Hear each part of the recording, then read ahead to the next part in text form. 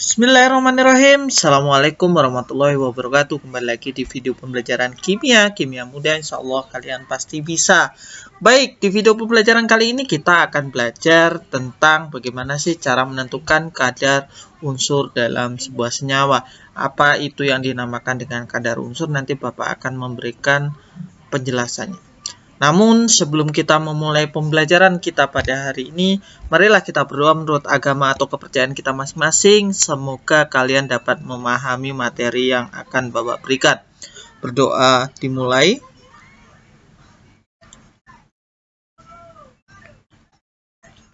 Berdoa selesai. Baik, sebagai pengantar, pada materi kali ini yaitu adalah menentukan kadar unsur dalam sebuah senyawa. Bapak akan memberikan sebuah contoh. Jadi ketika misalkan kalian membeli yang namanya adalah hand sanitizer, karena kondisi pandemik seperti ini kan kita pasti familiar atau sering mendengar kata hand sanitizer. Nah, ketika kita membeli hand sanitizer, ternyata tertulis di botol tersebut adalah misalkan alkohol 70%. Nah, tahukah kalian apa artinya alkohol 70% itu? Nah, itu adalah sebagai analogi kadar suatu unsur dalam sebuah senyawa. Artinya adalah sebenarnya kalau misalkan alkoholnya adalah 70%, artinya dalam 100 ml larutan itu mengandung 70 ml alkohol dan 30 ml-nya adalah air.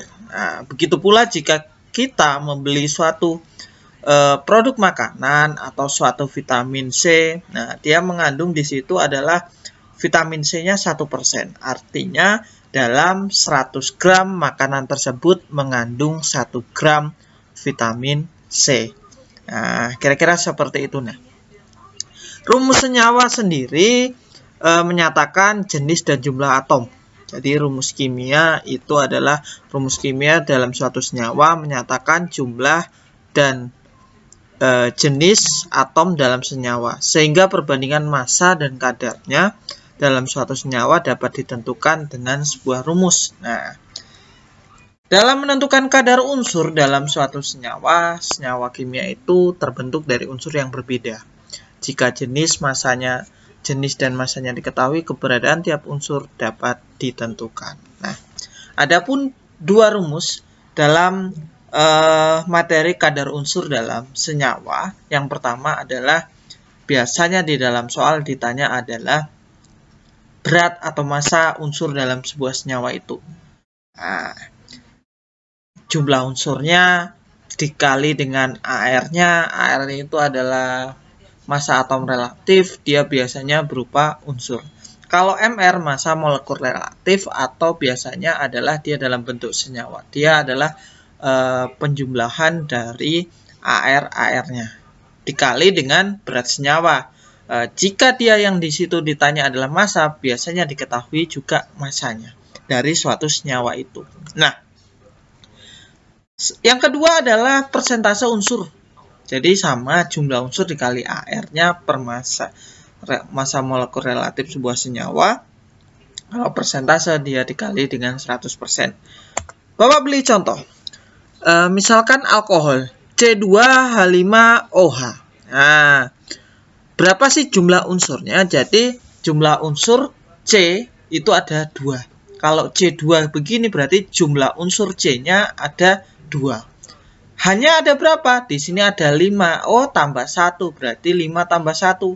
Berarti jumlah unsur dari hidrogen itu ada 6. Kemudian oksigennya ada 1. Kira-kira seperti itu. Itu yang dinamakan dengan jumlah unsur. Nah, nanti di dalam soal-soal ini biasanya dia akan menentukan jumlah unsur dari masing-masing ini.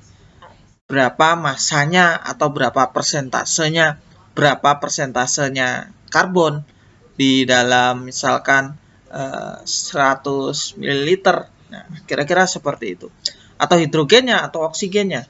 Biasanya yang tanya nanti adalah unsurnya dalam sebuah senyawa. Nah, oke, kita ke contoh soal. Jadi, hitunglah persentase unsur oksigen dalam H2SO4 atau asam sulfat. Nah, jumlah atomnya kita tahu oksigen ada 4. Oke? Nah, persentase unsur dalam semua nyawa adalah jumlah unsur dikali AR-nya. Jadi AR yang ditanya misalkan oksigen ini berarti AR-nya adalah 16. Jumlah unsurnya adalah 4, berarti 4 kali 16.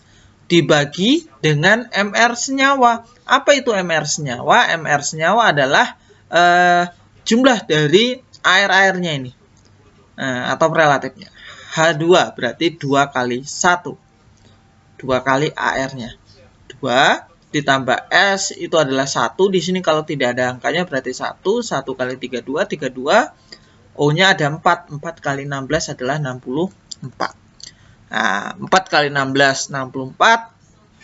2 tambah 32 tambah 64 adalah 98. Dikali 100%. Supaya gampang adalah 64 dikali 100. 6.400 ini ada persennya. Dibagi dengan 98. Hasilnya adalah sekitar 65,3%. Artinya adalah unsur oksigen itu adalah sebanyak 65,3% dari 100%-nya. Nah, nanti misalkan di soal lain biasanya ditanya unsur hanya berapa persentasenya, unsur oksigen itu berapa. Nanti ketika dijumlahkan, persentase unsur dalam sebuah senyawa akan menghasilkan sebuah persentase yaitu adalah 100%. Kita ke contoh soal 2. Nah, hitunglah massa Al, aluminium dalam Al2SO4 3. Nah, Al-nya ya. Jadi berat unsur atau kita tahu bahwa massa itu sama. Al itu adalah di sini 2. 2 dikali dengan AR-nya. 27 berarti 54. Nah, ini 54 dari mana? Ini adalah Al-nya. 2 kali 27, 54. S-nya adalah 1, karena ada kurung seperti ini, dia dikalikan keluar dulu. 1 kali 3, kemudian kali 32, dapatlah 96. Ternyata di luar ada tanda, di luar kurung ada angka, berarti 4 kali 3, 12, baru kita kali 16, 192. Nah, ini kalau dijumlahkan 342, yang atas 54. Dikali dengan berat atau senyawanya. Al ini adalah 25 gram. Maka 54 kita kali 25. 1350 dibagi dengan 342. Atau hasilnya adalah 3,947. Nah, biasanya kalau persentase itu cukup angka pentingnya adalah 2 angka di belakang koma. Jika angkanya ini adalah 5, 6, 7, 8, 9, maka dibulatkan. Yang di depan ini ditambah 1. Maka hasilnya adalah 3,95. Jadi massanya Al dalam 25 gram, Al2SO4 3 itu adalah 3,95 gram. Nah, ini bisa kita kaitkan misalkan kita dengan membeli emas. Biasanya kalau membeli emas itu diketahui kadar persentasenya. Persentasenya berapa? 72 atau 74 dan seterusnya, atau 90 atau 99,9. Dari nanti berarti kita tinggal, kalau persentase misalkan 2%, 70%, berarti 70 per 100 dikali beratnya itu berapa gram. Maka kadar emasnya sebenarnya adalah kira-kira seperti itu. Nah, kita tahu bahwa misalkan emas, kalung, atau cincin itu kan pasti ada campurannya. Kira-kira seperti itu. Baik, Bapak rasa cukup. Terima kasih sudah menonton video ini. Marilah kita tutup dengan membaca hamdalah. Pembelajaran selesai. Bapak akhiri. Assalamualaikum warahmatullahi wabarakatuh. Terima kasih.